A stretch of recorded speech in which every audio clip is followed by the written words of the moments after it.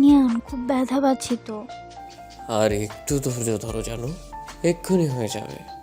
সেই কখন থেকে বলেই যাচ্ছ আর একটু ধৈর্য ধরো, আর একটু ধৈর্য ধরো। কই, এখনো তো হলোই না। রাগ করো না বউ, আর বলবো না। এই তো আর কিছুক্ষণের মধ্যেই হয়ে যাবে। আসলে জীবনে প্রথম করছি তো, তাই ঠিক মতো করতে পারছি না। এমন ভাবে বলছো, মনে হচ্ছে এটা প্রশিক্ষণ নিয়ে করছো। আমি কি বলেছি যে প্রশিক্ষণ নিয়ে করতে হয়? যাই হোক, এবার উঠে পড়ো। হয়ে গেছে। আল্লাহ, বাঁচলাম।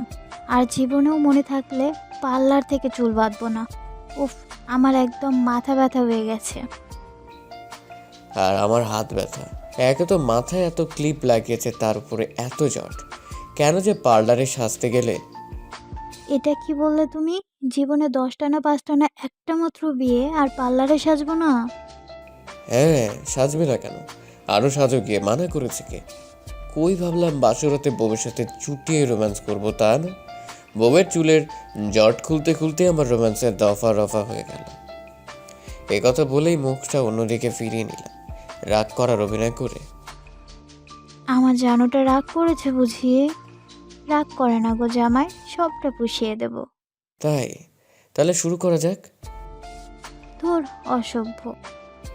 যেহেতু আমি অসভ্য, তাহলে তো একটু অসভ্যতা আমি করতেই হয়, তাই না বউ?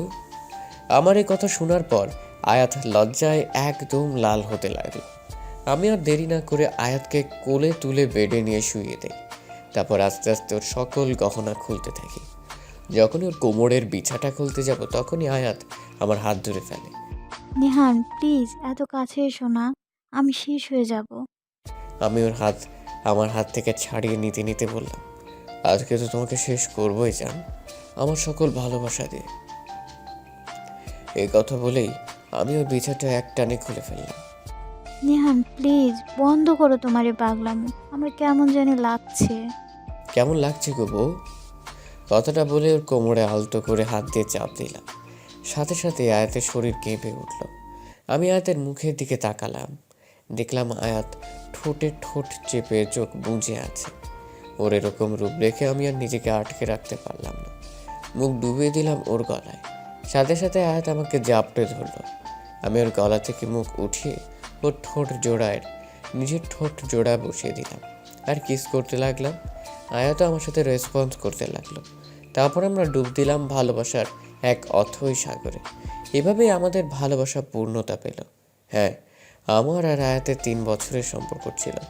আমি তখন সবে মাত্র পড়ালেখা করে বেকার জীবন পার করছিলাম। তখন আমার কাজ বলতে খাওয়া দাওয়া, ঘোরাঘুরি করা আর ছোট বোনকে কলেজ থেকে আনতে যাওয়া।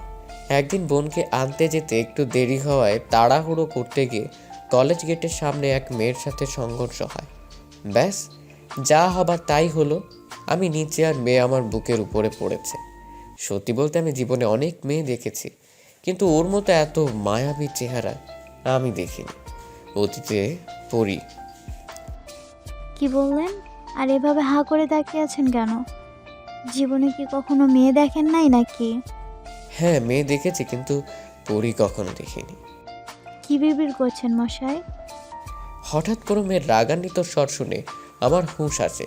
আর আমি আশেপাশে তাকিয়ে দেখি ইতিমধ্যে গেটের সামনে অনেক লোকজন জড়ো হয়ে গেছে।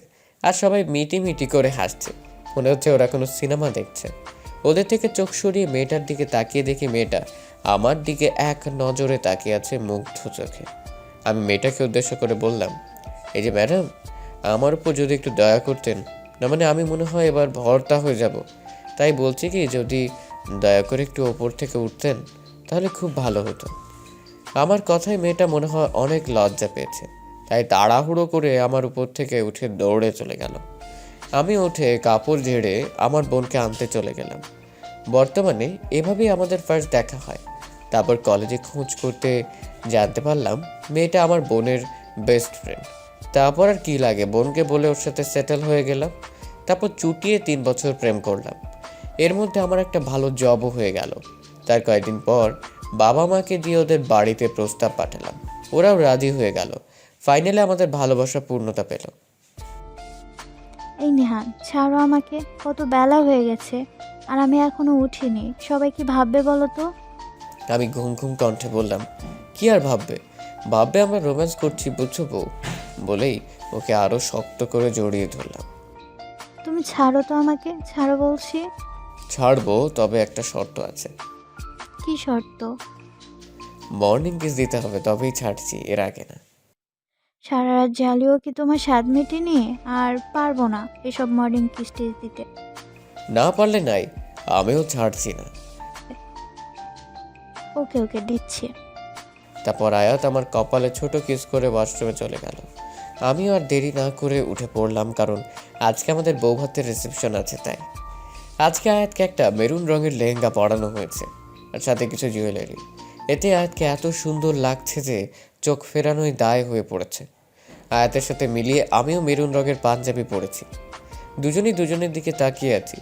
এরই মধ্যে আয়াতের বাবা মা, আত্মীয় স্বজনরা সবাই চলে এসেছে। আয়াত তার বাবা মাকে দেখে একদম কান্নাকাটি জুড়ে দিয়েছিল। কিছুক্ষণ পর আমাদের ছবি তোলার জন্য একজন ফটোগ্রাফার আসলো। আমরাও বিভিন্নভাবে ছবি তুললাম। তারপর বিকেলে আয়াতদের বাড়িতে আমরা গেলাম। ওদের বাড়িতে 2 দিন থেকে চলে আসলাম। বিয়ে উপলক্ষে 1 সপ্তাহের ছুটি নিয়েছিলাম। আজকে ছুটি শেষ, তাই অফিসে যাব বলে সকাল সকাল উঠলাম। উঠে দেখে আমার পাশে আয়াত গুটি সুটি মেরে শুয়ে আছে। ওর এই মায়াবী ফেসটা দেখে আর ডাকতে মন চাইল না, তাই আমি উঠে ফ্রেশ হয়ে নিলাম। তারপর রেডি হয়ে নিচে চলে গেলাম। গিয়ে দেখি মা রান্নার টেবিলে ডাকছে। আমাকে দেখেই মা বলল, নিহান বাবা, খেয়ে যা, না খেয়ে এক পাও বাড়ির বাইরে রাখবে না, বলে দিলাম। যথাজ্ঞা রাজমাতা, বলে আমি গিয়ে টেবিলে বসলাম। আর মা আমাকে খাবার বেড়ে দিল। খাওয়া দাওয়া করে অফিসে চলে গেলাম। এভাবে আমাদের সংসার দিব্যি চলছিল। একদিন আমি অফিসে বসে কাজ করছিলাম, তখনই বাড়ি থেকে ফোন আসলো। আমি ফোন রিসিভ করতে ওপাশ থেকে আমার বোন বলল, ভাইয়া তুই তাড়াতাড়ি বাসায় আয়, ভাবির। আর কিছু না বলেই কলটা কেটে দিল। আমি কি করব কিছুই বুঝতে পারছিলাম না। আমার মনের ভিতর খুব ভয় করছিল, কিছু হারানোর ভয়। আমি আর দেরি না করে তাড়াতাড়ি বাসায় চলে যাই। বাসায় গিয়ে দেখি আয়াতের মা বাবাও এখানে। আমি ওদেরকে উদ্দেশ্য করে বললাম, আয়াত কোথায়? উপরে আছে। আমি কথা না বাড়িয়ে তাড়াতাড়ি উপরে আমাদের রুমে গেলাম। গিয়ে দেখি আয়াত শুয়ে আছে। ওকে সুস্থ দেখে মনে হলো আমার দেহে প্রাণ ফিরে এসেছে। আমি ওর কাছে গিয়ে ওর পাশে বসলাম। বসার সাথে সাথে আয়াত আমার হাতটা ওর পেটে নিয়ে রাখলো। আমি কিছু একটা বুঝতে পেরে খুশিতে ওকে জড়িয়ে ধরলাম আর বললাম, আমি বাবা হব। আমি বাবা হব, আর তুমি হবে মা।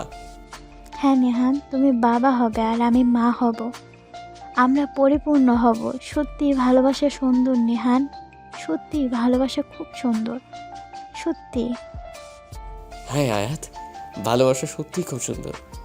তুমি আমাকে এত বড় একটা খুশি দিলে, আর আমি তোমাকে কিছু দিতেই পারিনি। বলো তুমি আমার থেকে কি চাও?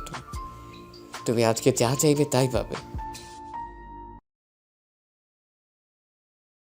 সত্যি বলো, কি চাই তোমার? আমি চাই তোমার সাথে একটু প্রকৃতিতে সময় কাটাতে, রাতের আকাশ দেখতে, দুজন দুজনকে জড়িয়ে ধরে পুকুর পাড়ে দাঁড়িয়ে প্রকৃতি উপভোগ করতে, যেখানে কোনো যানবাহন ও মানুষের কোলাহল থাকবে না, শুধু থাকবে তুমি আর আমি আর প্রকৃতি। তাই? কিন্তু এমন জায়গা কোথায় পাবো? জায়গা খুঁজে পাওয়াই তো মুশকিল। কোনো মুশকিল না, জায়গা প্রস্তুতি। মানে? মানে হলো তোমাদের গ্রামের বাড়িতে যাব। কিন্তু এখানে তো কেউ থাকে না, শুধু একজন দারোয়ান ছাড়া। আরে গাধা, কেউ থাকে না বলেই তো বলছি ওখানে যেতে। তুমি দারোয়ানকে ফোন করে বলে দাও যেন বাড়িঘর পরিষ্কার করে গুছিয়ে রাখে। আমরা কালকেই যাব ওখানে। তুমি কি শিওর যে ওখানে যাবে? হ্যাঁ জানো, আই এম 100% শিওর। আচ্ছা, কি আর করা, যাই, বউয়ের আবদার বলে কথা। তুমি এক কাজ করো, সব কিছু গোছগাছ করা শুরু করে দাও। আমি মাকে আমাদের যাওয়ার কথা জানিয়ে আসি। ওকে। আমি আয়াতের সাথে কথা বলে মাকে আমাদের যাওয়ার কথাটা জানানোর জন্য মায়ের রুমে আসলাম। এসে দেখি মা বিছানা গোছাচ্ছে। আমি গিয়ে মায়ের হাত ধরে মাকে বিছানায় বসালাম। তারপর মাকে সব কথা বললাম। মা সব কথা শুনে বলল, আয়াত যখন যেতে যাচ্ছে তাহলে তুই নিয়ে যা, এমনিতেও তো বিয়ের পর তোরা কোথাও বেড়াতে যাসনি। তুমিও চলো না মা আমাদের সাথে, আর ছুটকিকেও নিয়ে চলো। মা আমাদের কথা শুনে মুচকি হেসে বলল, তুই কি পাগল হয়ে গেছিস নাকি? আমি যাব না, তোরা যা। আর নিশাত আমার সাথে বাসায় থাকবো। আমি মায়ের কথা বুঝতে পেরে লজ্জা পেয়ে মাকে বললাম, আচ্ছা মা, আমি তাহলে আয়াতকে নিয়ে কালকেই যাই। ঠিক আছে। মা তাহলে আমি এখন আসি। বাইরের রুম থেকে এসে দেখি আমার বউ রানীর গোছগাছ করা সব কমপ্লিট। আমি আয়াতকে বলে একটু বাইরে গেলাম, তারপর রাতে বাড়িতে এসে সবার সাথে খাওয়া দাওয়া করে ঘুমিয়ে গেলাম। সকালে ভোরে আয়াতকে নিয়ে গ্রামের বাড়িতে যাওয়ার জন্য রওনা দিলাম। ওখানে বেশ ভালোই দিন কেটেছে আমাদের।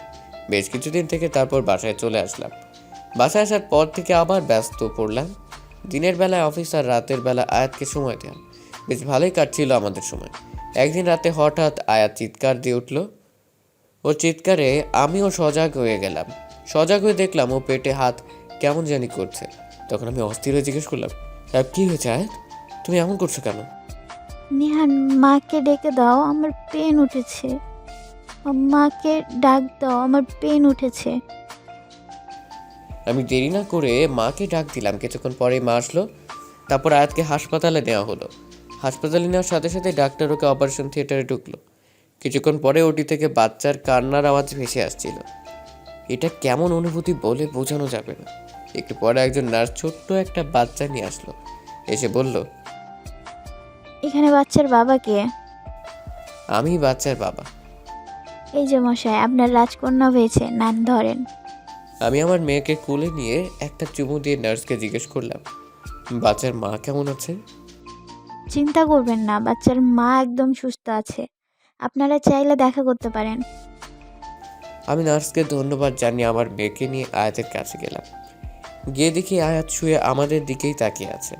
আমি আয়াতের কাছে গিয়ে ওর কাছে মেয়েকে দিয়ে একটা চেয়ার টেনে ওর পাশেই বসলাম আর বললাম, আয়াত আজ আমি অনেক খুশি। আমিও। সত্যি ভালোবাসা সুন্দর। এটা বলে আয়াতের কপালে একটা চুমু দিলাম।